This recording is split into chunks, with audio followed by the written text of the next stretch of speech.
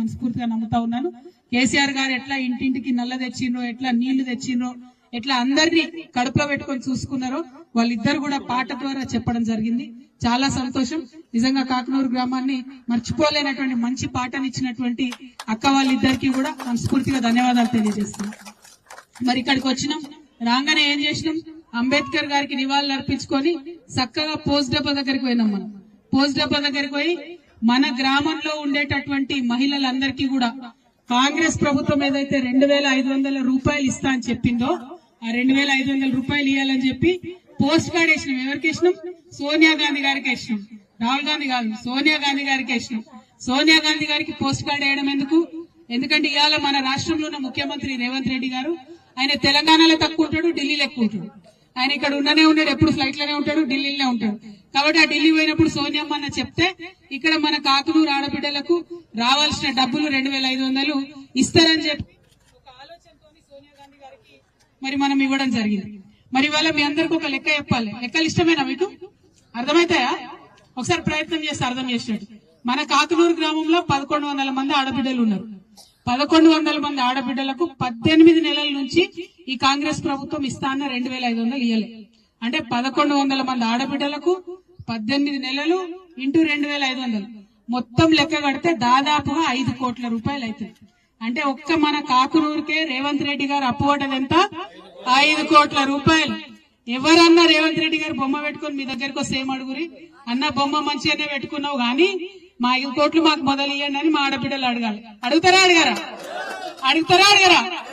ఇక చిన్న చిన్న పిల్లలు ఉన్నారు, 18 ఏళ్ళు 17 ఏళ్ళు, ఇప్పుడిప్పుడే degree college first year second year పోతున్న వాళ్ళు ఉన్నారు. వాళ్ళ కోసం ఏం చెప్పారు రేవంత్ రెడ్డి గారు? 18 సంవత్సరాలు నిండగానే స్కూటీలు ఇస్తాం మీరు కాలేజ్ లో పోవడానికి అని చెప్పారు. ఇంతవరకు ఒక్క స్కూటీ అంటే ఒక్క స్కూటీ కూడా మొత్తం రాష్ట్రంలో ఎక్కడ ఇయ్యలే.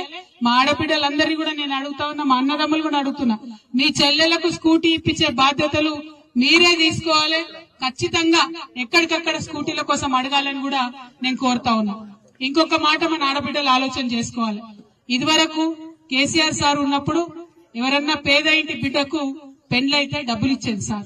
కేసీఆర్ సార్ ఎట్లా అంటే మీదికి ఏం పని చేయడు, కొంత ఆలోచన చేసి ప్రజల హృదయాల్లో ఉన్నటువంటి దుఃఖానికి సంబంధించి కార్యక్రమాలైనా చేస్తాడు. ఒకసారి ఏమైతుందంటే తెలంగాణ ఉద్యమ సందర్భంలో కేసీఆర్ గారు ఒక తండాకు వచ్చింది. ఇదే మన మహబూబ్నగర్ జిల్లాలోనే తండాకు వచ్చింది. ఆ తండాకు పోయి అక్కడ నైట్ అక్కడే నిద్ర చేస్తే తెల్లారు లేచే వరకు ఆ తండాలో పాపం ఒకరి ఇల్లు కాలిపోతే కేసీఆర్ సార్ తండాలనే ఉండే వరకు ఆ ఇంటి పెద్ద ఆయన వచ్చి సార్ దగ్గర మొరబెట్టుకొని నా బిడ్డ లగ్గం కోసం దాచుకున్న సార్ పైసలు, రాత్రేమో గుడిసె కాలిపోయింది, ఏం చేయాలనో అర్థం కాని పరిస్థితి ఉంది అని ఆయన పాపం బాధపడితే ఏడిస్తే ఆనాడు అడుగుతాడన్నాడు సార్, ఇది ఎప్పుడు తెలంగాణ కోసం కొట్లాడే టైంలో అడుగుతారన్నాడు కేసీఆర్ గారు, ఏమైంది ఎంత కావాలా డబ్బులు అంటే ఒక్క 50,000 రూపాయలు ఉంటే నా బిడ్డ పెళ్లి అయిపోతుంది సార్, మొత్తం కట్నం గాని మంచం గాని తపేల గాని బీరువా గాని అన్ని ఇచ్చి పంపించచ్చు అని చెప్తారు. చెప్తే కేసీఆర్ గారు ఆ మాట గుర్తు పెట్టుకున్నాడు. ఎందుకంటే అది తన హృదయానికి తాకింది, మనసు బాధపడ్డది కాబట్టి అది గుర్తు పెట్టుకొని తెలంగాణ వచ్చిన తర్వాత ఏ ఒక్క ఆడబిడ్డ అడగకున్నా, ఏ ఒక్క ఆడబిడ్డ దరఖాస్తు పెట్టకున్నా, ఏ ఒక్కరు కూడా ధర్నా చేయకున్నా ఆయనంతట ఆయన పేద ఇంటి ఆడబిడ్డకు పెళ్లైతే 1,00,000 రూపాయలు ఇవ్వాలని చెప్పి 1,00,000 రూపాయలు ఇచ్చి లక్షలాది మంది ఆడబిడ్డల పెళ్లి చేసిండు ఆయన. ఇక ఈ రేవంత్ రెడ్డి గారు ఏం చేసిండు, కేసీఆర్ ఏంది ఉట్టి 1,00,000 రూపాయలే ఇస్తాడు, నేను అధికారంలోకి వస్తే 1,00,000 రూపాయలతో పాటు తులం బంగారం కూడా ఇస్తామని చెప్పిండు. చెప్పినా లేదా?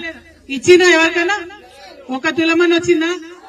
ఇంకొక మాట ఏం చెప్పారు, 1 కోటి మంది ఆడబిడ్డలంటే కోటీశ్వరులు చేస్తాడట. ఇక ఈయన కథ ఎట్లున్నదంటే అమ్మకు అన్నం పెట్టాడట కానీ చిన్నమ్మకు బంగారు గాజులు చేయిస్తాడట. అంతేనా? కేసీఆర్ ఇచ్చిన 1,00,000 రూపాయలకే దిక్కులేదు, మీదికెళ్లి తులం బంగారం, మీదికెళ్లి 1 కోటి మంది ఆడబిడ్డల్ని కోటీశ్వరులు చేసుడు. వారు చెప్పుడు సరే మనం నమ్ముడు సరే అనుకోకుండా నమ్మినాం, మోసపోయినాం. ఇక ఇప్పుడు 18 నెలలు అయిపోయింది. ఇప్పుడు గోసపడుతున్నటువంటి సందర్భం మనందరం కూడా చూస్తా ఉన్నాం. అందుకే మీ అందరినీ కూడా నేను కోరుతా ఉన్నా, మనకు వాళ్ళు చెప్పిన ప్రతి ఒక్క మాట ఇచ్చేంత వరకు కొట్లాడితేనే వస్తుంది. తెలంగాణ రాష్ట్రం కూడా ఉట్టి ఉంటే రాలే కదా, మనం కొట్లాడినాం, రోడ్లకు ఎక్కినాం, అవసరమైన కాడ మన ఆడబిడ్డలు కూడా బతుకమ్మ ఎత్తిరు, బోనం ఎత్తిరు, మన అన్నదమ్ములందరూ కూడా ఉద్యమాలు చేసిండ్రు, విద్యార్థులు ఉస్మానియాలో అన్ని యూనివర్సిటీల ఉద్యమాలు చేస్తేనే ఇలా తెలంగాణ వచ్చింది. కాబట్టి ఇలా కాంగ్రెస్ ప్రభుత్వం ఏదైతే చెప్పిందో ఇస్తామని అది ఇయ్యకుండా తిరుగుతున్నారు. ఉల్టా పొద్దుగాలు లేస్తే సాయంత్రం దాకా ఏమంటాడు రేవంత్ రెడ్డి, కేసీఆర్ ఇట్లా కేసీఆర్ అట్లా అని కేసీఆర్ చెప్పని చేసుడు తప్పితే ఇంకొక పని అయితే ఆయన చేయడు. ఇదే పాలమూరు జిల్లాలో పాలమూరు రంగారెడ్డి ప్రాజెక్టు కట్టిరు కేసీఆర్ సార్. 90% పనులు అయిపోయినాయి. ఇంకొక 10% పనులు చేస్తే మొత్తం పాలమూరు రంగారెడ్డి జిల్లా అంతా కూడా పచ్చబడేటటువంటి అవకాశం ఉంది. కానీ అది చేయడు.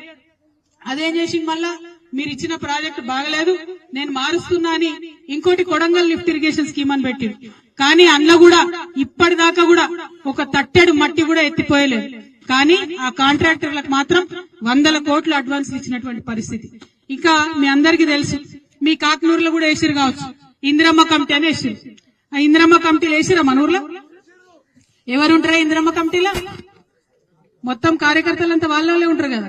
సరే, వాళ్ళ కార్యకర్తలు ఉంటే వాళ్ళ కార్యకర్తలు ఏం చేయాలి? నిజంగా కూడా ఊర్లో తిరిగి పేద సాదా ఎవరు ఉన్నారు, ఇల్లు లేని ఎవరు ఉన్నారు, ఒక్కసారి ఆలోచన చేసుకుని వాళ్ళకి ఇండ్లు ఇప్పియాలి.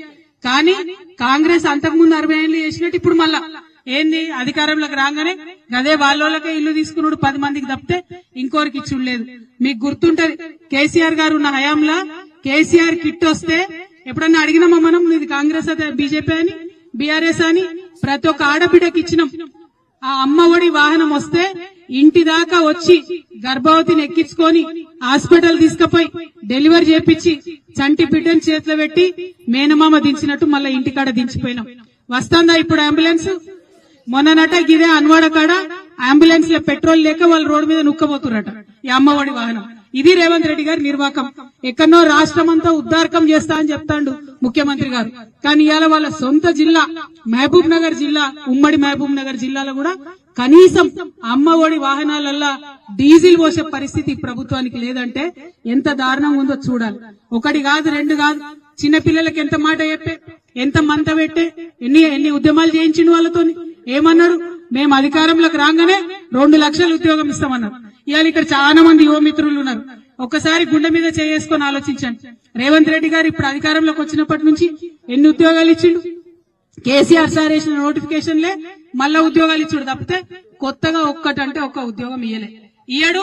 మీదికెళ్ళి మళ్ళా తెల్లారులేస్తే మన రాష్ట్రం ఇజ్జత్ అంతా పోయేటట్టు, ఇగో నేను ఏడిపోయినా నాకు అప్పవడిస్తలేరు, నేను ఈ రాష్ట్ర సీఎం నై ఉండి ఎక్కడైనా పోయి అప్పడిగితే చెప్పులు ఎత్తుకపోయినట్టు చూసినట్టు చూస్తున్నారు అని చెప్తున్నారు. ఇక మరి ఇట్లా మాట్లాడితే అప్పు వస్తుందా? రాష్ట్రం బాగుపడుతుందా? ముంగట పడుతుందా? ఒక్కసారి ఆలోచన చేయాలి. ఇంకొక మాట ఏంటంటే, ఇప్పటికే రేవంత్ రెడ్డి గారు 2 లక్షల కోట్ల అప్పు తెచ్చి 2 లక్షల కోట్ల అప్పు ఈ రాష్ట్రానికి తీసుకొస్తే ఒక్క ప్రాజెక్టు కట్టలే, ఒక్క కాలువ తీయలే, మీ ఊరు మొత్తం చూడురి, ఒక్క కొత్త రోడ్ వేయలే, ఒక్క స్కూల్ బిల్డింగ్ ఏం రిపేర్ చేయలే. కానీ 2 లక్షల కోట్ల అప్పు వచ్చినాయట, ఆ మొత్తం పైసలు అయిపోయినాయట. ఆడబిడ్డలకైతే 1 రూపాయి రాలే. పెన్షన్ పెంచుతా అన్నారు, 1 రూపాయి పెంచలే. ముసలోళ్లకు 2000 పెన్షన్ నుంచి 4000 ఇస్తా అన్నారు, ఇంకా ఇయ్యలే. పోయిన నెల పెన్షన్ రాలే, ఈ నెల 12వ తారీఖు అవుతుంది, ఈ నెల పెన్షన్ కూడా దిక్కులేనటువంటి పరిస్థితి ఉంది. 3 నెలల నుంచి పెన్షన్ రాలేదని అక్క చెల్లెలు చెప్తున్నారు. మిమ్మల్ని నేను కోరేది ఒకటే, ఆనాడు బాగా మాట్లాడి రకరకాలుగా తిట్టినటువంటి ఇవాళ కాంగ్రెస్ వాళ్ళు ఏం చేస్తున్నారు? రేషన్ షాప్ పోదామంటే ఇప్పుడే పోదాం పాన్, రేషన్ షాప్ లో సన్న బియ్యం ఇస్తామని చెప్తున్నారు. ఎన్ని రోజులకోసారి ఇస్తున్నావు నాయన సీఎం గారు? 3 నెలలకు ఒకసారి తీసుకొచ్చి ఇస్తున్నావు. చిన్న చిన్న ఊర్లుంటే, చిన్న చిన్న గ్రామాలుంటే ఒక చిన్న రూమ్ లో పెట్టి రేషన్ షాప్ నడుపుతారు. 3 నెలల స్టాక్ ఒకటేసారి దించితే ఏడబెట్టుకోవాలా రేషన్ డీలర్? ఎవరికి ఇవ్వాలి? అవి అక్కడికక్కడనే ఉల్టా అమ్మేటటువంటి పరిస్థితి ఉన్నది. మొన్న సీఎం గారు హైదరాబాద్ లో పెద్ద మీటింగ్ పెట్టి చెప్తాడు, మేము సన్న బియ్యం ఇస్తున్నాం కాబట్టి ప్రజలు అమ్ముకుంటలేరని చెప్తున్నారు. మేము ఛాలెంజ్ చేస్తున్నాం ముఖ్యమంత్రి గారు, మీ మహబూబ్ నగర్ జిల్లా నుండే చెప్తున్నాం, ఇప్పటికి కూడా మీరు సన్న బియ్యం అని ఇస్తున్నటువంటి బియ్యంలో 50% నూకలు ఉన్నాయి. అలా కాదని లేని వాస్తవం ఉన్నది.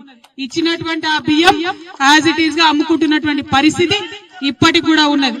మీరు లేనిపోని అబద్ధాలు చెప్పి ప్రజల్ని మోసం చేయడం కాదు, ఇప్పటికన్నా ప్రజల కోసం పనిచేయమని నేను ముఖ్యమంత్రి గారిని కోరుతా ఉన్నాను. మా కాకునూరు గ్రామ ప్రజలందరినీ కూడా కోరేది ఒకటే, ఆనాడు కేసీఆర్ గారు పెట్టినటువంటి పనులు కరెక్ట్ గా చేస్తే చాలిన, కొత్తగా చేసే అవసరమేం లేదు. స్కూల్ పెట్టినాం మనం చిన్నపిల్లల కోసం, ఎప్పుడు లేకుండా బీసీలకు 1000 స్కూళ్లు పెట్టినాం. ఎస్సీలకు ఉన్న స్కూళ్లను పెంచి 250 చేసినాం, ఎస్టీలకు ఉన్న స్కూళ్లు పెంచి 250 చేసినాం. అదే స్కూళ్లలో ఇంటర్మీడియట్ పెట్టినాం, డిగ్రీ పెట్టినాం. ఎందుకంటే ఎక్కడికైనా పోతే ఆడపిల్లలు రూమ్ కిరాయికి తీసుకొని ఉండాలంటే ఇబ్బంది అవుతుందని ప్రతి జిల్లా హెడ్ క్వార్టర్ లో డిగ్రీ కాలేజ్ పెట్టినాం. ప్రతి కొత్త జిల్లాలో మెడికల్ కాలేజ్ పెట్టినాం. అవి చక్కగా నడిపిన చాలు, పెద్ద వీళ్ళు కొత్త ఉద్దారకం చేసేది ఏం లేదు. కానీ ఇలా మీరు చూస్తే ఎక్కడున్నా కూడా స్కూళ్ళల్లో పోతే పిల్లలు చనిపోతున్న పరిస్థితి కనబడుతున్నది. దారుణంగా ఉన్నది. పంపియాల పిల్లల్ని అంటే భయపడే పరిస్థితి ఉన్నది. అంతకుముందు ఇట్లా లేకుండే, ఇంత అన్యాయం లేకుండే. నేను మిమ్మల్ని అందరినీ కోరేది ఒకటే, మన తెలంగాణకున్న గొప్పతనం ఏంటంటే మనం కోపం వచ్చినా దుఃఖం వచ్చినా ఈ అక్క కేసీఆర్ గారు లేరు ఇప్పుడు అధికారంలో అన్న విషయం చెప్పుకుంటూ పాట పాడింది. మన పాటలనే ప్రశ్నిస్తాం. అనువనువున కొట్లాడే తత్వం మనకున్నది. దయచేసి కొట్లాడాలి. అడగని అమ్మ కూడా పెట్టది. ఈ రేవంత్ రెడ్డి అయితే అసలే పెట్టాడు. కాబట్టి బరాబర్ అడగాలి. వాళ్ళు ఎవరు ఇక్కడికి వచ్చినా ఉన్నది గుంజుకున్నాడు సంగతి హైడ్రాతో గుంజుకుంటుడు కదా. అన్ని హైడ్రా అని పెట్టిండు కొత్తగా హైదరాబాద్ లో. ఏంది ఓన్లీ పేదోళ్ళ గుడిసెల మీదకి బుల్డోజర్ పోతుంది. పెద్దోళ్ళ దగ్గరికి పోయే దమ్ము లేదు, ధైర్యం లేదు. పోతావా మరి పెద్దోళ్ళ దగ్గరికి అని అంటే బస్తీ మీద సవాల్ అంటాడు, తెల్లారులేస్తే పరారు అంటాడు. సీఎం గారు మాటలు ఎక్కువ గానీ పని తక్కువ ఉన్నది. మిమ్మల్ని నేను కోరేది ఒకటే, కరువు నుంచి బయటపడ్డ జిల్లా మనది, బాధల నుంచి బయటపడ్డ జిల్లా. ఒకప్పుడు వలసలు బొంబాయికి బస్సులో పోయినటువంటి పరిస్థితి ఉండే. అవి తప్పించుకొని తెలంగాణ వచ్చిన 10 ఏళ్లలో కొంచెం గడ్డకు పడ్డం, కొంచెం మంచిగా చేసుకున్నాం.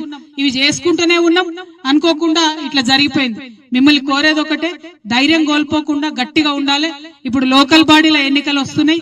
వచ్చినప్పుడు మీకున్నటువంటి బాధను దుఃఖాన్ని ఖచ్చితంగా చూపెట్టాలి. కాంగ్రెస్ పార్టీకి వ్యతిరేకంగా ఓటేస్తేనే వాళ్ళు తవ్వకొస్తారు.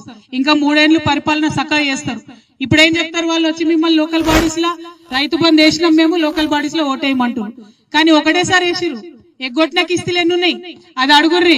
2 కిస్తీలు ఎగ్గొట్టి ఒక్కసారి వేసి వచ్చి ఓటేయమని అడుగుతాడు సీఎం గారు.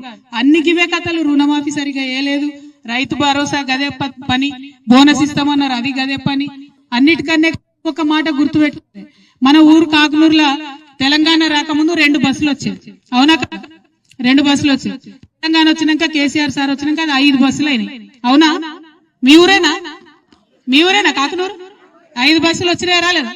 వచ్చినాయి కదా, 5 బస్సులు వచ్చినాయి. ఇవాళ కాంగ్రెస్ వచ్చే రేవంత్ రెడ్డి వచ్చి ఏమంటారు, నువ్వు ఫ్రీ బస్ ఇస్తాం లేడీస్ కన్నా. మంచిది నాయన, సంతోషం. ఆడవాళ్ళకి ఫ్రీ బస్ ఇచ్చినావు. మరి మగవాళ్ళ పరిస్థితి ఏంది? 25 రూపాయలు పెట్టుకొని టికెట్ కొనాలి. కాకునూరు నుంచి శంషాబాద్ దాకా నిలబడే పోవాలి పాపం ఆయన. ఆడోళ్ళేమో కూర్చొని, మగవాళ్ళేమో నిలబడి. మంచిదే, ఆడోళ్ళు కూర్చోడానికి ఇయ్యని. కానీ 5 జాగల 10 బస్సులు ఎక్కాలి. ఎందుకయ్యో? తెలంగాణ వచ్చినాక ఏం చేసినాం మనం? 2 ఉంటే 5 బస్సులు చేసుకున్నాం. ఇప్పుడు 5 ఉన్నాయి, 10 అయ్యి. నువ్వు ఫ్రీ ఏమని ఇబ్బంది ఏం లేదు కదా. ఇలా మగవాళ్ళంటే పెద్దవాళ్లే కాదు, ఎగ్జామ్ రాయడానికి పోయే పిల్లలు ఉంటారు, టెన్షన్ పడుతుంటారు.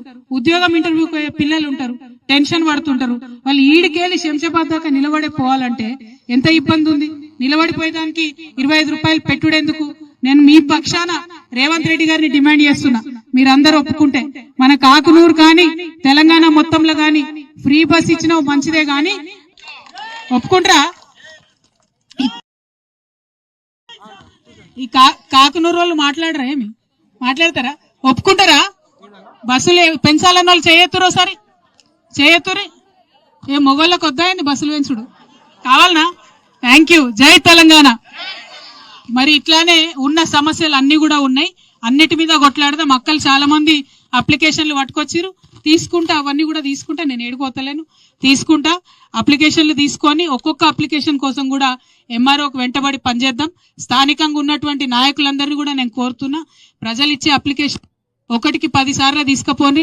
ఈ ప్రభుత్వం పనిచేసే ప్రభుత్వం కాదు, ప్రశ్నించి వాళ్ళను వటనీయకుండా వేస్తేనే పనిచేస్తారు. 1కి 10 సార్లు వెంటబడి మన కాకునూరు గ్రామస్తుల సమస్యలను తీర్చాలని చెప్పి మీ అందరినీ కూడా నేను కోరుతున్నా.